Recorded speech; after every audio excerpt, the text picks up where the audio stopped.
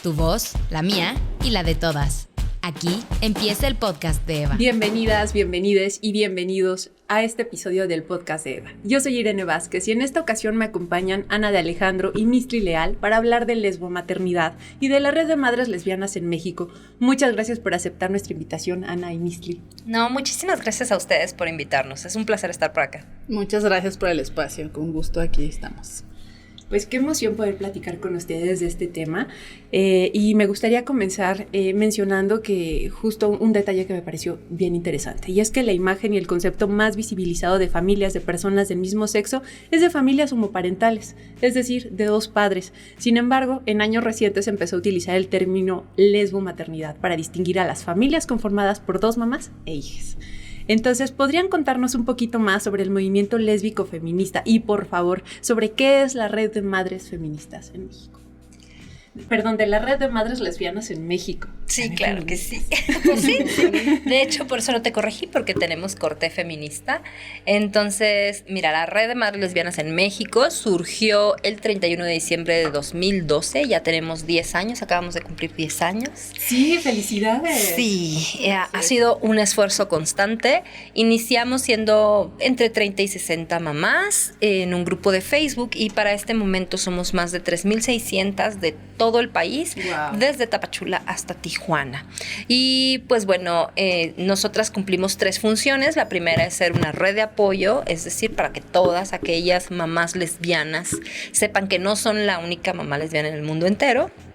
La segunda sería un rol educativo, que es crear material didáctico que hable de las familias lesbomaternales, de las maternidades lésbicas visibles y pues de nosotras las lesbianas. Y también es ir y dar pláticas, conferencias, ponencias, entrevistas como esta y demás. O sea, hacer visible lo invisible. Porque pues lo que no se nombra no existe y nuestras palabras crean realidades. Entonces a nosotras nos toca hablar sobre las familias lesbomaternales. De hecho, por eso es que reivindicamos tanto esa palabra. Y el tercer trabajo que nosotras como Red de Madres Lesbianas en México hacemos es la incidencia política. Incidencia en espacios, ya sea tanto en el poder ejecutivo como en el poder legislativo, y sí, como no, también en el judicial, porque también entramos a eso de los juicios por maternidades lésbicas, ¿no? Wow. Porque tenemos que ir haciendo la incidencia para que haya cambios. ¿Tú qué puedes decir sobre las maternidades pues, feministas y lésbicas? Ya me ganaste todo el speech. Pues justo esa parte, sí somos también feministas, siempre nos hemos posicionado, pero también sobre todo feministas incluyentes. Es decir, en la red de madres lesbianas en México no nada más tenemos madres lesbianas, tenemos madres bisexuales, tenemos madres trans, tenemos papás trans y tenemos shadres. No binarias. No binarias, exactamente. O intersex. Sí, nos preguntan mucho, ¿y por qué nada más lesbianas? Bueno, pues no, lo cierto es que pues justo ya tiene 10 años que se fundó la red y pues en esa época pues lo que se pensaba era que únicamente iba a ser de lesbianas, ¿no? Pero pues sí, porque lo creamos desde un posicionamiento político en el que las que iniciamos eso nos nombrábamos a nosotras mismas lesbianas, y pues estábamos pensando en aquellas lesbianas que después de salir del closet y de reconocerse a sí mismas como lesbianas habían optado y decidido por la maternidad, y ya fue en el camino que fuimos encontrando coincidencias y necesidades de otras compañeras con otras identidades no normativas que pues también se fueron uniendo a la red, y que aparte podíamos cobijarnos unas a otras, ¿no? La situación aquí era que no se volviera un grupo de familias diversas, ni un grupo que fuera cobijado por este paraguas de homoparentalidad que nos terminaba invisibilizando, sino algo específico de la experiencia que no sea cis heterosexual ni cis gay. Entonces, sí, algo diferente, que somos pues precisamente las poblaciones prioritarias y más olvidadas e invisibilizadas. No, y además pues toda la finalidad de la red es justo crear redes de apoyo. Entonces pues tenemos muchísimas miembros que son bisexuales y que en algún momento de su vida pues también se relacionan con hombres, y no somos de, ay bueno, ya estás con un vato, entonces ya bye, no, para nada, porque sigue siendo bisexual, ¿no? Entonces pues también eso es como parte de lo que logramos ahora con la la red, porque sí seguimos teniendo... Que fue un aprendizaje. Exacto, justo. Sí, fue un aprendizaje porque sí en algún momento llegamos a decir, bueno, pues si en tu experiencia bisexual tú ya estás con un hombre, a lo mejor ya no estás viviendo las mismas discriminaciones. Claro. Pero pues ese también es un error, porque es precisamente invisibilizar la realidad bisexual de las compañeras que se identifican como tal. Entonces, pues hemos ido flexibilizando nuestras posturas y hemos ido aceptando otras identidades, ¿no? Eso es lo que me parece bien interesante ahorita que las voy escuchando y tomando en cuenta que esta red tiene ya 10 años, todo lo que ha pasado durante estos 10 años, ¿no? Para empezar, el posicionamiento de nombrarte como mujer lesbiana y después como mujer lesbiana que es madre, ¿no? Ahorita lo podemos hablar y estamos aquí platicando de eso, pero hace 10 años, ¿qué representaba ese posicionamiento? Incluso desde que iniciaron y que ustedes mencionan el número de mujeres que lo comenzaron y cuántas son ahora. O sea, es un gran dato de cómo ha trascendido. Pues precisamente hace 10 años había muchas mamás que nos decían eso de yo pensaba que yo era la única mamá lesbiana en el mundo entero, ¿no? Y yo creo que las redes sociales han sido un gran apoyo y un gran avance porque, bueno, yo inicié mi activismo junto a la otra mamá de mis hijos, mi expareja, precisamente visibilizando las maternidades lésbicas y lo iniciamos a través de blogs. Entonces sí hacíamos un activismo virtual, pero era pues en la época de Blogger, cuando eso estaba de moda y escribíamos una vez cada tantos días con el blog de las dos mamis y así fuimos armando como una red de lesbianas que iban asumiendo la maternidad y que iban buscando la maternidad en algunos casos y éramos de diferentes partes de Latinoamérica y España, ¿no? Entonces, lo que nos unía en ese momento, pues, era el idioma, pero las experiencias a veces no eran tan cercanas. Entonces, en 2007, cuando ya inicia Facebook, esto nos permite ya otro acercamiento y otra posibilidad, ¿no? A ir encontrando otras mamás. Y eso me permitió a mí ir acercándome a... pues mamás que estaban en Guadalajara, mamás que estaban en Ciudad Juárez, mamás que estaban en San Luis Potosí, en Morelia, en otras partes, ¿no? Pero aún así en ese momento todavía no pensaba yo en la posibilidad de agruparnos todas en un solo espacio. Yo respetaba que en cada entidad había como su propio grupito y no fue sino hasta 2012 que sentí esa necesidad de ¿y qué está pasando con las mamás en México y por qué no estamos creando una red? ¿Por qué no nos estamos apoyando unas a otras, no? Y ya fue como una necesidad muy personal y por eso fue que a partir de ese año iniciamos la red de madres lesbianas en México, que de hecho lo primero que posteé fue algo así como hay muchas formas de ser mamá, hay muchas formas de ser lesbianas, pero Facebook nos ofrece una forma de crear una red y podemos formar una red de redes y eso era la intención de la red de madres en un principio. ¡Wow! ¡Qué hermoso! Me hiciste recordar una colaboración que recibimos hace tiempo de una investigadora del Instituto Mora, donde hablaba de Instagram precisamente como su red de apoyo durante la pandemia en su maternidad. Y ahorita que mencionabas Facebook, dije, claro. Y en ese sentido, pues también preguntarles cuál es la importancia de contar con este tipo de redes. O sea, por una parte, lo pienso en un sentido de visibilizar la lesbomaternidad, como ustedes lo decían, pero también por otra como un espacio de apoyo y de compañía, ¿no? Pues mira, pues justo la red empezó en Facebook, pero actualmente pues ya estamos en todas las redes sociales que por lo menos nuestra generación conoce, porque sé que hay más o entiende. Sí, TikTok. Estamos en Instagram, en Twitter, en TikTok, en Facebook y aparte tenemos una página web. Y hacemos las reuniones presenciales. Claro, y hacemos reuniones presenciales, pero en el tema de las redes, normalmente para el Instagram pues lo utilizamos para promocionar nuestros eventos, ¿no? Para que justo mientras más visibilidad tengamos ahí, pues es más fácil que a las reuniones presenciales pues lleguen mamás o pues lesbianas o mujeres de la diversidad que quieren ejercer la crianza en algún momento, porque también nos preguntan, ¿y necesito ya llevar hijos para poder ir a las reuniones? No, aquí le asignamos un hijo a cada uno.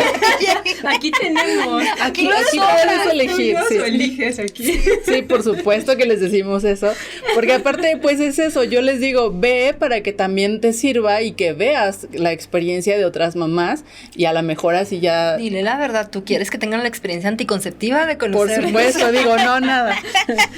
Y por ejemplo, ahora para el aniversario abrimos nuestra cuenta de TikTok y nos encontramos con un montón de mamás lesbianas, más de familias lesbomaternales.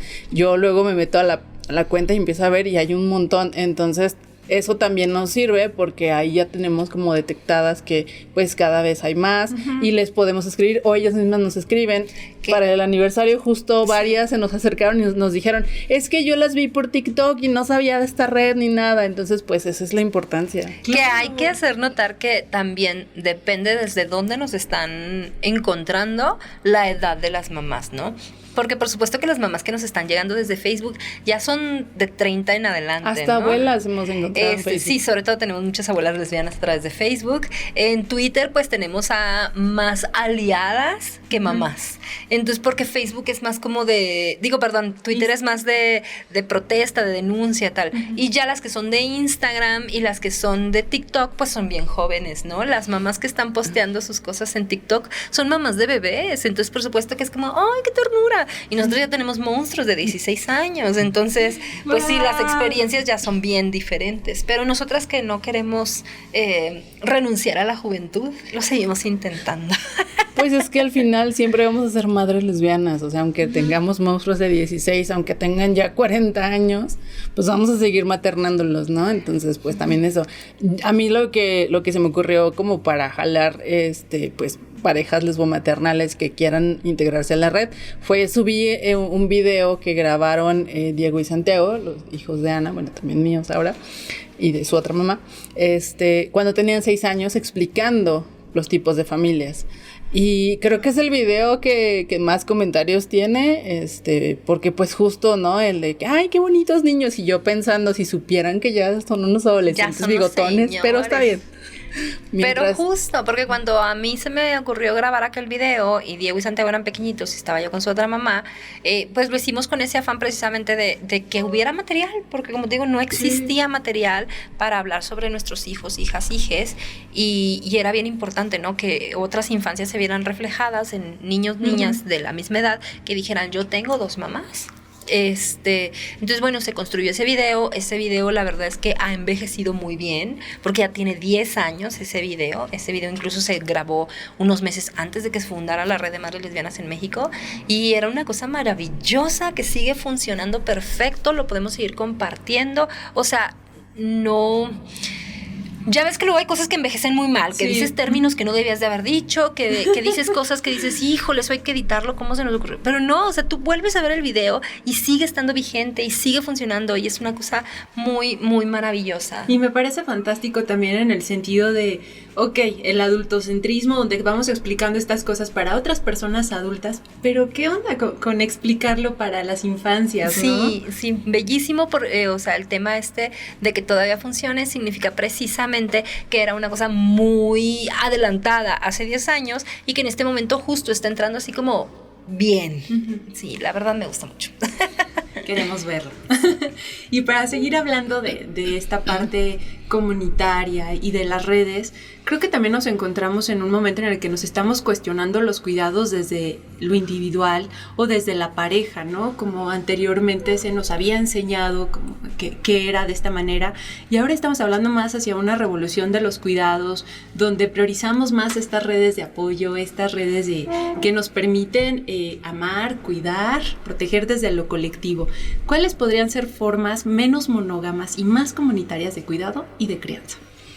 Pues para empezar, justo, ¿no? El tema de entender que la familia no necesariamente tiene que ser la familia impuesta, que es con la que naces, sino puede ser la heterosexual. Exacto, sino también pues puedes tener a tu familia elegida, ¿no? Que pueden ser las personas que tú quieres, de tu confianza, tus amigas, tus amigos, tus vecinos, tus vecinas, o sea, entender que sí también eso significa ser una familia, ¿no? Porque justo el tema es que la familia tradicional, pues a todo mundo, ahora sí, a todas las personas, pues les termina dando en la torre, ¿no? Así como que... Sí. Yo acabo de escuchar un concepto que a mí me hizo explotar la cabeza y la verdad es que me trae dando vueltas, que es el tema de que el amor no es incondicional, que las únicas personas que necesitan ser incondicionales hasta cierto momento de la vida son las que te están criando. O sea, las personas de crianza son las que necesitan ser incondicionales por un tiempo a esa personita que se está formando para darle como el espacio creativo y de conocer y demás, pero que las personas debemos de entender que el amor de nadie es incondicional. Entonces, precisamente los grupos de intención en los que nos relacionamos, las familias elegidas, las parejas, matrimonios, los acuerdos, los afectos y demás, todo esto tiene que ser a conveniencia de ambas partes. O sea, y mientras funcione, porque nada es para siempre. Entonces es mientras funcione, mientras todas las partes se sientan cómodas, mientras todas se sientan entendidas, comprendidas, porque también marcar nuestros límites de decir, yo ya no puedo más, o aquí no estoy recibiendo lo que necesito, o aquí no me estoy cuidando, no me siento cuidada, no me siento protegida, y yo no estoy cuidando y protegiendo a la otra persona. Entonces, pues ya, aquí se acaba, y mejor cada quien busca como por otras partes cómo irnos interrelacionando. Y que esto no significa, por ejemplo, al momento de fracturarse una pareja, no significa que a los hijos, las hijas, se les deje de querer, amar, cuidar, proteger, respetar y enseñar, porque también decir ya me voy es una enseñanza. También decir ya no puedo más es una enseñanza. También decir estoy triste, necesito cuidados, necesito otra forma de relacionarme, es una enseñanza, ¿no? Y entonces el terminar la relación no significa que el hijo, la hija se va a quedar desprotegidas, sino que van a entrar otras personas a su estructura, a su vida, y creo que estamos formando personas más maleables, ¿no? También desde las no monogamias, desde los afectos múltiples posibles, o sea, porque tenemos que entender que hay personas que se relacionan desde el poliamor, hay personas que se relacionan desde la asexualidad o desde lo aromántico. Entonces hay muchas maneras ya no normativas de interrelacionarnos y de ir criando. Y creo que también eso es respetuoso. No es nada más la crianza con respeto, sino también como el autocuidado con respeto para saber cómo estoy criando. O sea, no es nada más respetar a la infancia, sino también enseñar a la infancia a respetar nuestras necesidades. Porque tiene que ser recíproco, ¿no? Tiene que ser mutuo. Si no, todo se centra en la infancia, y eso también es adultocentrista. Entonces hay que verlo para los dos lados. Y no olvidar la parte en la que a lo mejor tú ya pusiste tu límite con una persona, pero eso no significa que la infancia tenga que poner ese límite, porque a lo mejor la infancia tiene otro tipo de relación con esta persona, sí. Y también hay que respetar eso, ¿no? Porque sucede mucho el tema de, bueno, ya me enojé, ya me voy, y pues vámonos, me llevo mis canicas, me llevo mis juguetes y no los vuelves a ver, cuando pues en realidad tampoco estás respetando pues las emociones, los lazos de afecto de la vida en general de las otras personas, ¿no? Entonces también hay que tomar mucho en cuenta esto, porque pues justo yo acabo de hablar hace poco con una chica que me dice, pues yo fui víctima de violencia vicaria. Ella ya es grande, y me dice, mi papá nos sustrajo, yo estaba muy pequeña, y yo le pregunté, oye, ¿y tú te dabas cuenta desde ese momento o te diste cuenta después? Me dijo, no, yo me di cuenta desde el principio, yo sabía que estaba haciendo una violencia por parte de mi papá. Entonces es muy importante conocer este tipo de testimonios, ¿no? Porque se piensa que, pues no saben nada porque están pequeñitos, pequeñitas, ¿no? Cuando en realidad sí se están dando cuenta. Claro. Y si preguntan, o sea, claro que te preguntan, oye, ¿por qué esta persona ya no viene? ¿Por qué esta persona ya no está en tu vida? Y me refiero desde muchos ámbitos, ¿no? Porque, por ejemplo, cuando la mamá de mis hijos y yo nos separamos, nosotras ya nos habíamos casado, ya ella los había reconocido, entonces ya tenían los apellidos de las dos, y aunque yo los había gestado y parido, se quedaron a vivir con ella.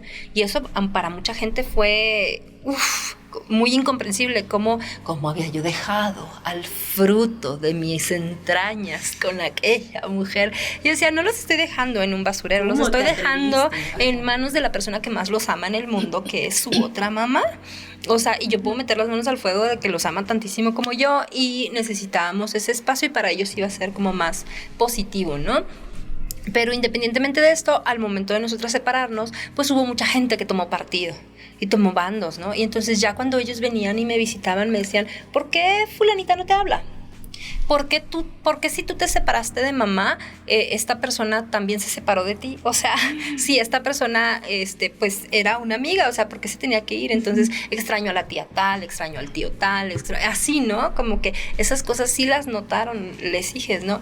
Y es donde como personas adultas a veces no somos responsables de cómo nos estamos relacionando con las infancias. Claro, porque además esas no son preguntas que entre personas adultas se hagan, ¿no? Sí, o sea, y luego piensan otras personas adultas que una a lo mejor lo hace por manipulación, ¿no? De que, ay, es que te extraña el niño. No, o sea, no es manipulación, es que de verdad el niño, la niña es una infancia, es una persona, es un ser humano con sentimientos, con afectos, con necesidades, que por supuesto que extrañan y necesitan. O sea, a veces nos vamos mucho al biologicismo, a pensar que las infancias únicamente necesitan a sus personas, sus figuras principales de crianza, y no, las infancias necesitan también a su red de apoyo, sí, claro, que han ido conviviendo durante su crecimiento, ¿no? Entonces de pronto la tía, la madrina, la abuelita, la no sé qué, también las extrañan. Y qué bonita necesitan. forma de honrar también a las infancias desde allí, sus sentires, ¿no? Su pensamiento.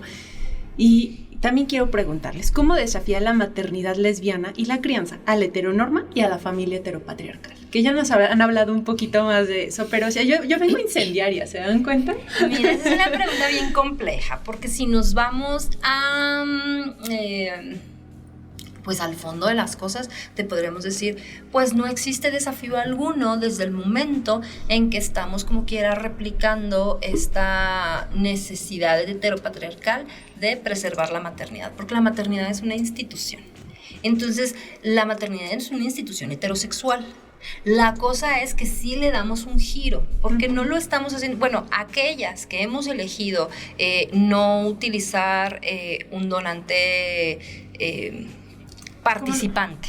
Ajá. O sea, aquellas que no estamos replicando la necesidad de un rol paterno, aquellas que hemos elegido tener un donante anónimo o a lo mejor un donante conocido pero que de verdad no está entrando en la crianza, pues estamos ya desde ahí haciendo como un corte en el cual estamos demostrando que las mujeres podemos ejercer la crianza con otras mujeres en redes de apoyo, ¿no? Ya esa es una. Otra manera sería también que estamos, pues, rompiendo con los roles de género desde el momento en que educamos de una manera más equitativa, participativa, donde a lo mejor no hay colores. No se trata de que lo rosa para acá, lo azul para acá, el esto para allá. Los estudios demuestran que la crianza ejercida por las lesbianas suele ser más libre en ese sentido, sin imposición de roles de género, sin imposición de orientaciones sexuales, sin repetición de modelos. Entonces, pues eso va rompiendo poco a poco. Es lento. Claro. Sobre todo, no significa que por ser lesbiana eres feminista. Entonces, esto también es algo que tenemos en común con aquellas feministas que están creando desde el feminismo, aunque sean heterosexuales, sin la presencia paterna, ¿no? Entonces, esta es una cosa que tenemos en común, no tiene que ver con nuestra orientación, sino con la postura desde el feminismo. Porque pues sí, la verdad, y no vamos a negarlo y no lo vamos a esconder, hay muchas parejas lésbicas que replican los modelos patriarcales, ¿no? Donde hay una persona proveedora, hay una persona cuidadora, cada quien asume muy fuerte su rol, y para evitar como las fiscalizaciones externas, sí marcan el rosa, sí marcan el azul, sí marcan los modelos y sí marcan las actividades en roles. Entonces hay un poquito de todo. Yo creo que en nuestro caso particular, el hecho de que Mistli de pronto es género fluido, ya eso nos marca mucha flexibilidad. El hecho de que los hijos de Mistli sí tienen un papá, pero los míos no tienen un papá. Sus hijos tienen 2 mamás, pero mis hijos tienen 3 mamás. Ya nos va dando como más elementos, ¿no? Porque la nuestra es una familia reconstituida. Cada una de nosotras ya había tenido a sus hijos previamente con la pareja anterior con la que habíamos convivido.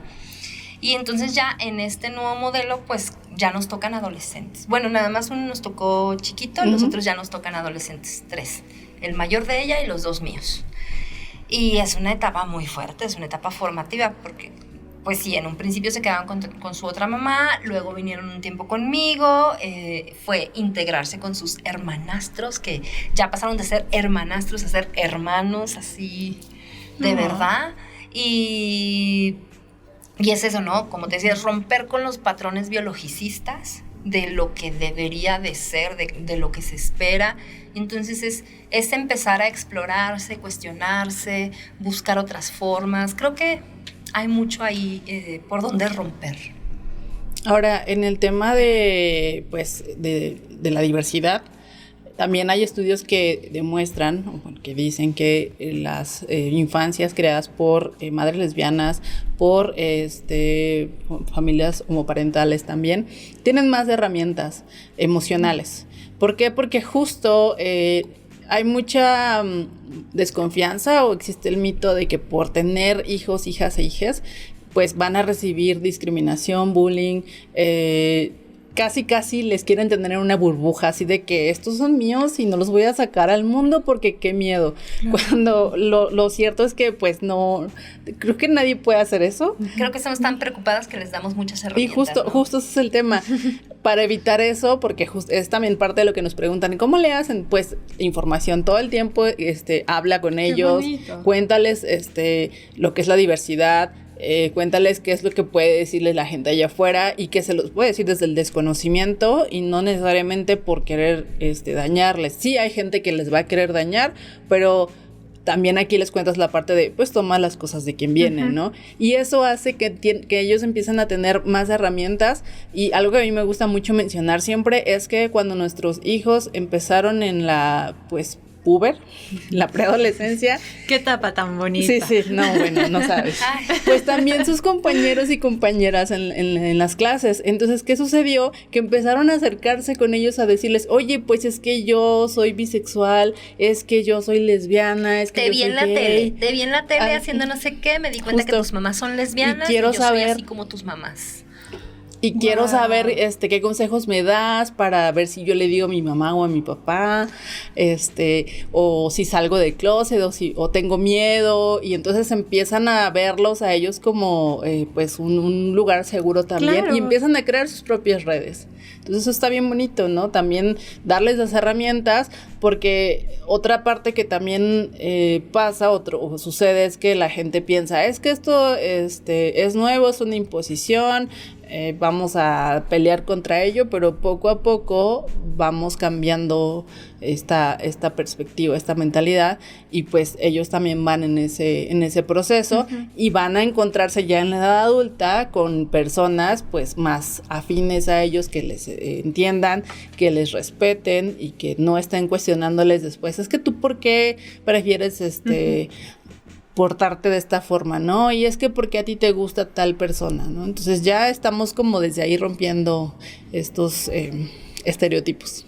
Sí, y me parece muy respetuoso y muy bonito la manera en que le están expresando, porque están convirtiendo esta parte en un lugar seguro, y entonces allí te das cuenta cuando entonces ya esta personita ya es una adolescente, y desde allí cómo también reconfigura su red, ¿no? Cómo incide, y como ustedes decían, el cambio es lento, pero de qué manera tan maravillosa incide en este contexto cercano, ¿no? Ahora, a mí me gustaría hacer notar algunos detalles. Pues nosotras desde nuestra postura feminista pues nos damos cuenta que estamos creando cuerpos que son percibidos como varones en el mundo, ¿no? Y claro. Que tienen privilegios. Entonces, también con eso en mente, los hemos educado de tal manera que si al menos no pueden renunciar a sus privilegios, porque nadie puede renunciar a sus privilegios, al menos no, pues no se los unten en la cara a nadie, ¿no? Uh-huh. Que traten como de ser personas flexibles, reflexivas, que sean participativas, que sean cuidadosos. O sea,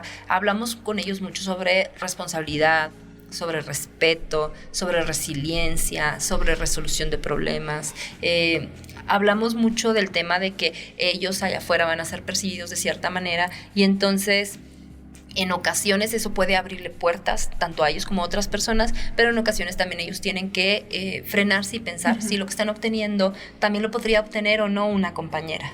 Claro. Y de qué manera ellos al tomar o no una decisión están abusando de estas posibilidades, ¿no? Entonces, pues de pronto no todo es tan exitoso como quisiéramos. A veces, claro que hemos tenido varios conflictos en el tema y es como, ay, no, ¿cómo te explico que esto está pasando porque eres hombre? Pero sí. También es una cuestión de, pues, de estira y afloje, ¿no? Uh-huh. Por ejemplo, pues tenemos hijos muy cuidadosos que saben barrer, trapear, cocinar, saben cuidar gente. Uh-huh. O sea, tenemos hijos que no tienen miedo a cambiar un pañal, tenemos hijos que saben que se necesita de su ayuda más allá de simplemente cargar un garrafón o abrirnos una puerta. Claro, porque la fuerza física. Por ejemplo, ahora que sonó esta alerta sísmica ayer, ya no sé cuándo fue. Sí.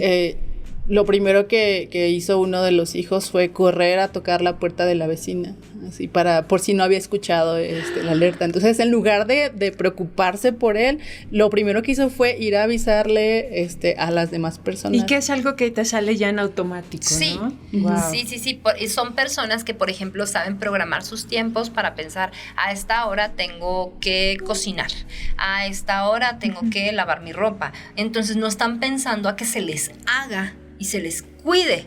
Están pensando que son personas que necesitan también cuidarse a sí mismas y cuidar en colectividad.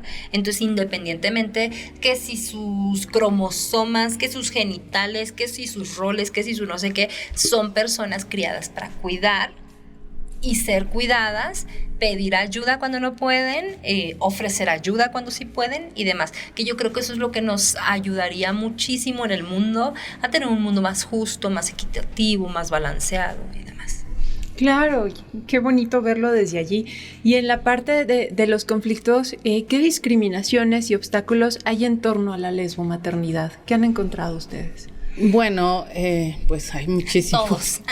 Justo. Pues para empezar, desde el momento de desde el procedimiento de la reproducción asistida, ¿no? Hay lugares en donde, pues, a la madre o futura madre no gestante la hacen a un lado, a lo mejor no directamente, pero sí de pronto como que en algunas decisiones es como que ni la voltean a ver, ¿no? Uh-huh. O servicios de salud pública en donde si tú vas y dices, pues quiero que me apoyen para un tratamiento de reproducción, pues ser lesbiana no es motivo para poder acceder para empezar, ¿no? Nos cuesta, sí, porque claro, los tratamientos de reproducción asistida pueden costar hasta 250,000 pesos, depende de la clínica a la que vayas, cosas así. Más pues, los medicamentos. Más medicamentos, más exámenes, más esto, más lo otro, más lo que tú quieras, que son a lo mejor temas en los que no tendría que pensar una madre heterosexual.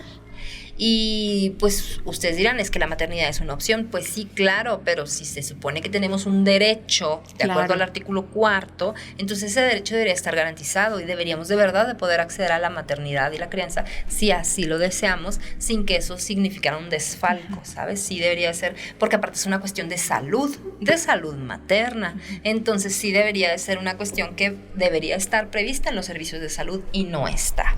Entonces, todo esto es carísimo de París, ni para qué irnos por ahí, que es un vertedero de lo loco. Y aparte, si nos vamos a las leyes, todas las leyes, tanto en el Código Civil, como en el Código Penal, como en el Código de lo que tú quieras, Constitución, lo que sea. Bueno, salvo si tenemos que hacerlo notar, la Constitución de la Ciudad de México es súper incluyente y sí habla de las poblaciones prioritarias y sí somos personas mencionadas y tomadas en cuenta. Entonces, eso es como, wow.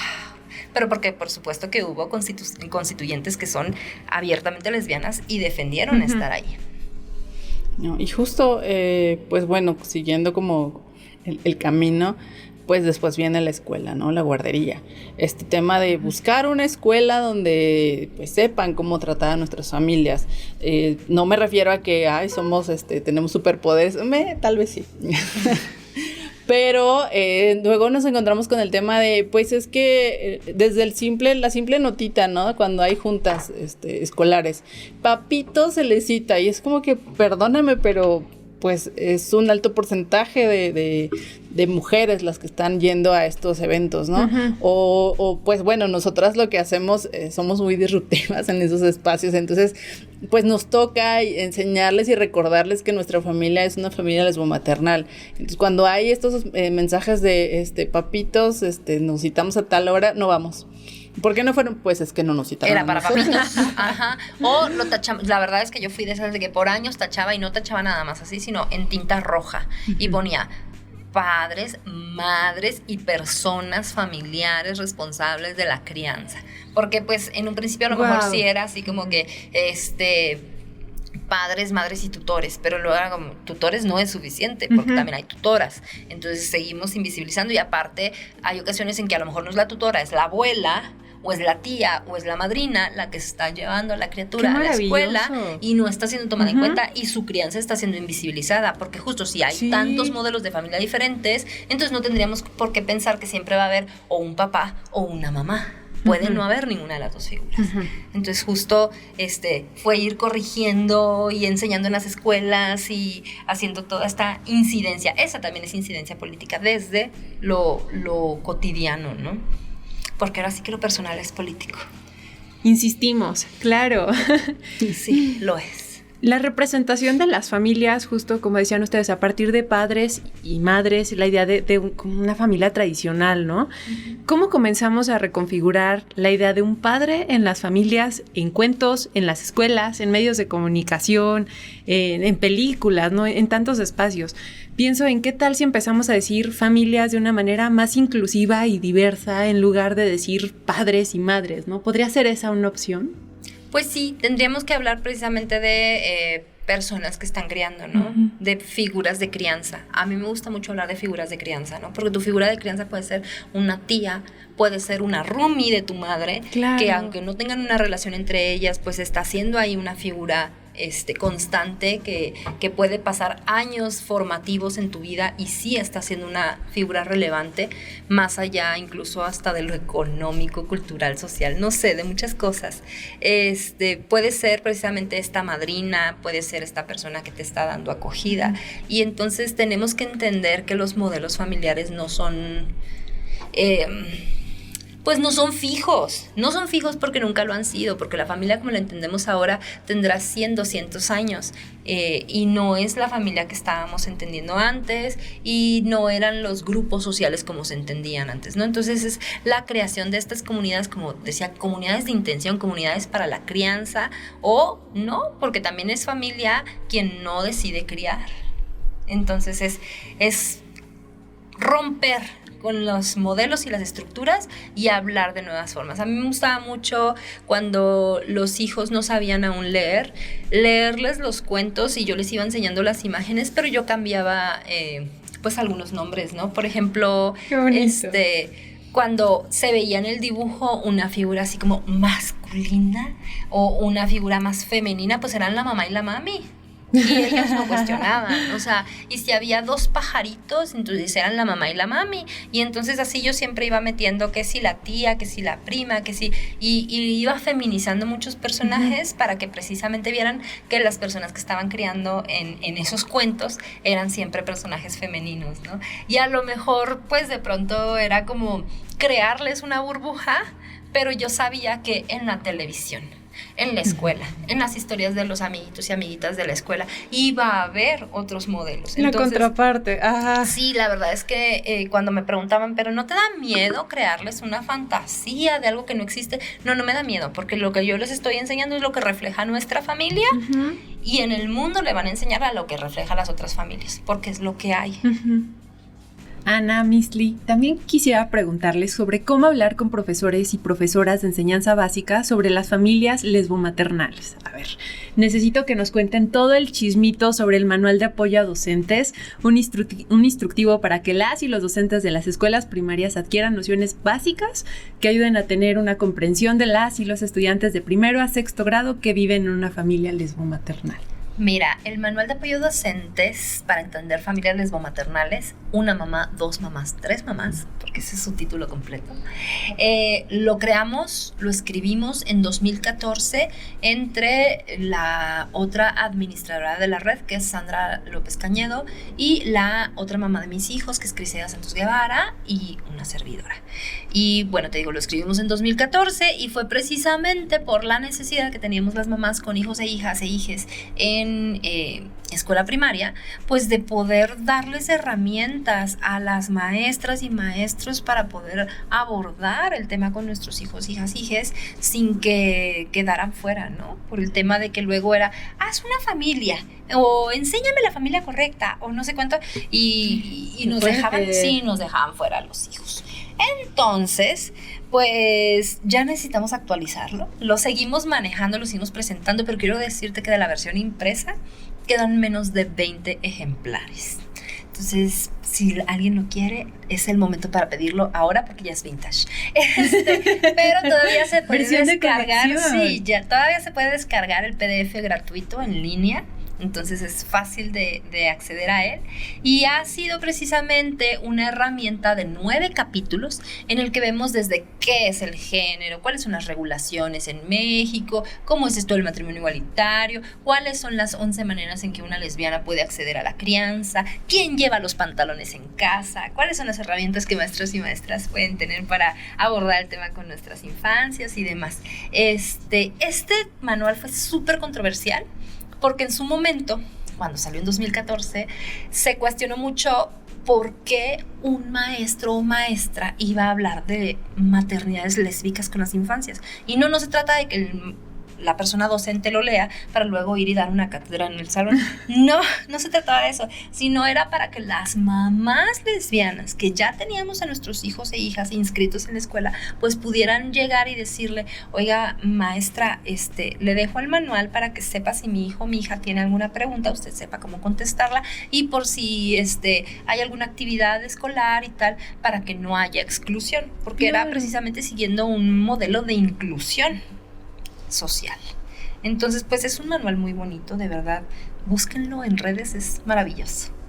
No, nada más es un manual bonito, es un manual que sigue siendo muy necesario. Sí. Una de las cosas que enfrentan nuestras familias es que, pues para empezar, tienen que salir constantemente del closet, no nada más las mamás, sino también hijas, hijos e hijas, y sobre todo en la escuela. Tú llegas y entras a primero de primaria y entonces llegas con tu manual.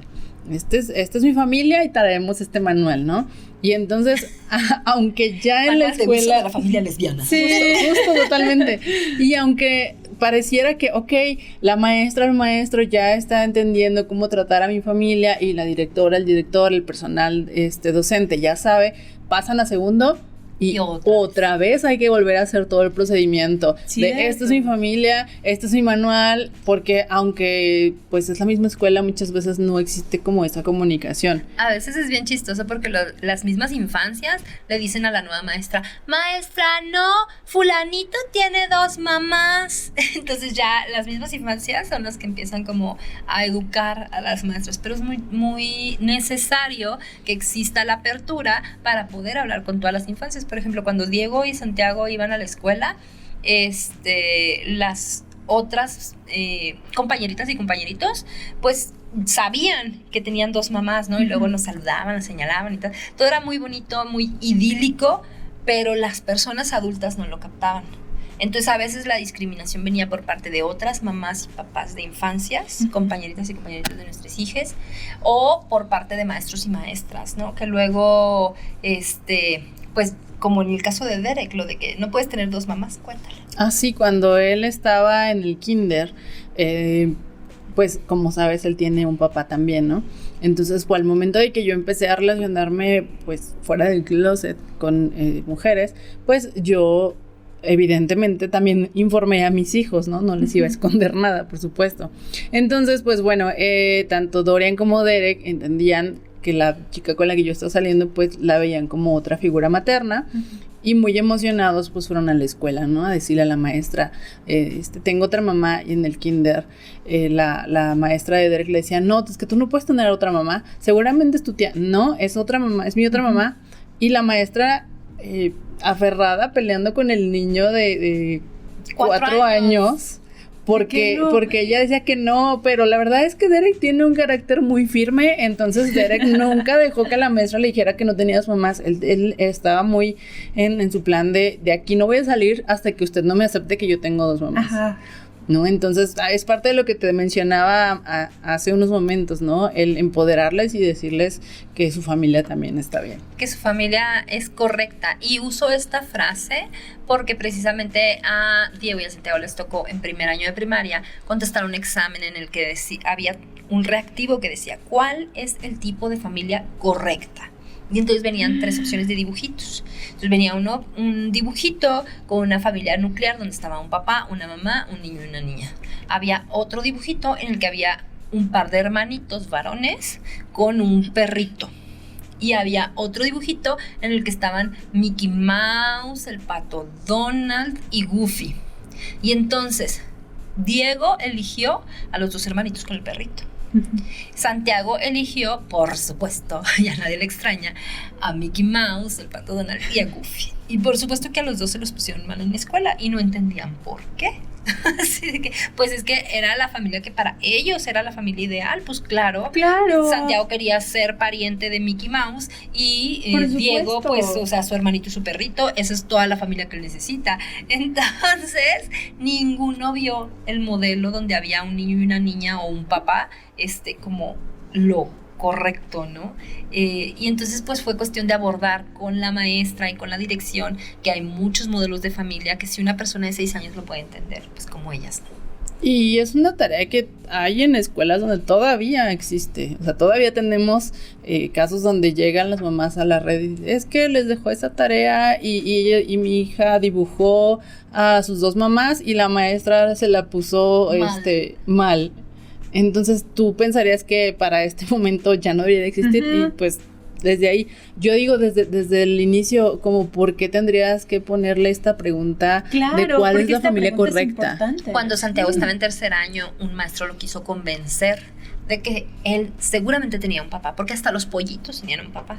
Entonces, pues seguramente su papá era, y esta fue la frase, alguno de los muchos novios que había tenido su mamá en la juventud. Entonces ahora no nada más resulté bisexual o heterosexual, sino que además resulté promiscua, porque alguno de los muchos novios, así como, ok.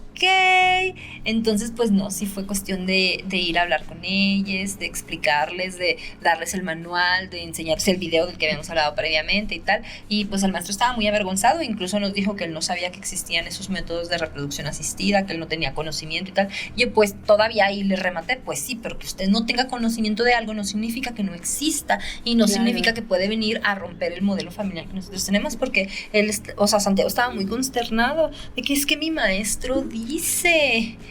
Y pues sí, o sea, ¿cómo mantienes tu autoridad y cómo mantienes tu verdad al mismo tiempo que intentas no romper la autoridad de esta otra persona que está enseñando, ¿no?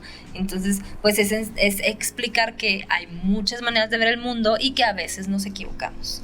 Entonces, en este caso, quien se equivocó fue el profesor. Y la importancia de pues esta parte, ¿no? Que las palabras crean realidades. ¿Cuántas personas de nosotros no estuvimos en algún momento en la escuela? Y a mí sí me pasó que yo decía en la casa, es que así no se hace la tarea porque mi maestro me dijo que así no se hacía. Y entonces tú recibes esta información de estas personas que se supone que te tienen que dar estas enseñanzas y te vas con cosas erróneas y creces pensando que así funciona. Y por eso ahora tenemos a gente adulta ejerciendo discriminación, confundiéndola con es mi derecho a mi libertad de expresión. Es como que, pues, no, a ver, no confundir libertad de expresión con discursos de odio. Y esa es otra de las muchísimas cosas que cabe explicar. Y bueno, la verdad es que este manual ya necesita una gran actualización porque, como te digo, fue escrito en 2014 y pues ya nuestras legislaciones afortunadamente se han actualizado porque ya ahora 26 de octubre de 2022 pues finalmente todas las entidades federativas en nuestro país pues se puede ejercer el matrimonio igualitario, cosa que no se podía en aquel entonces. En aquel entonces era nada más Ciudad de México y Coahuila. Hay cosas que no han cambiado, como los lugares en los que se puede o no adoptar o los lugares en los que se puede o no registrar y reconocer infancias con 2 madres, pero pues también son cosas que deberíamos de poder explicarle al mundo, ¿no? Porque a final de cuentas, pues no importa si se puede o no ejercer tanto el reconocimiento como el registro, como la adopción o como incluso el matrimonio igualitario, pues las familias son familias independientemente de que vayas o no a hacer trámites. Entonces, independientemente de que tengas o no ya estos registros, pues en la escuela, que es donde pasas 8 horas diarias, deberían de reconocer a tu familia sin cuestionarla. Qué bonito cierre. Wow, qué frase tan poderosa. Muchas gracias, Ana. Muchas gracias, Miss Lee. No, gracias. Quedamos súper felices y súper contentas de recibir toda esta información y de seguir pensando y repensando todo esto, porque como ustedes mencionan, esto es una discusión que hoy la vemos de una manera, porque maravilla que en 10 años, en 2 años, en 3 años podamos verla y decir, esto ha avanzado de esta manera, ¿no? Ojalá que sí. ¿Cómo podemos contactarlas? ¿Cómo nuestras comunidades pueden encontrarlas en redes sociales y su sitio web? ¿Dónde pueden descargar este manual también? Ok, como ya había mencionado, nuestras redes sociales son Facebook, Twitter, Instagram y TikTok. Y en todas nos encuentran con el mismo nombre, Red Mad Lesb de lesbiana MX. Red de Madres Lesbianas en México. También lo pueden poner tal cual en el buscador y les aparece en cualquiera de las redes. Nuestra página es www.rdmlm.org. Y a nosotras, pues bueno, a mí me encuentran en Facebook y en Twitter como Mistli Leal. Me pueden escribir cualquier duda, cualquier ayuda que necesiten o acompañamiento, pues ahí estamos, justo a eso nos dedicamos. En Instagram también te encuentran En Instagram también me encuentran así, pero en Instagram honestamente es más como personal, pero pues igual me pueden seguir. Y a mí en todas las redes sociales me encuentran como Ana de Alejandro. Bueno, en Facebook soy Ana de Alejandro García, pero pues evidentemente soy la del pelo rosa, soy yo. Muchísimas gracias por acompañarnos, comunidad. Muchas gracias por escucharnos y por vernos en este episodio del podcast de Eva. Nos escuchamos y nos vemos el próximo martes. Por favor, recuerden seguirnos en nuestras redes sociales como La Cadera de Eva.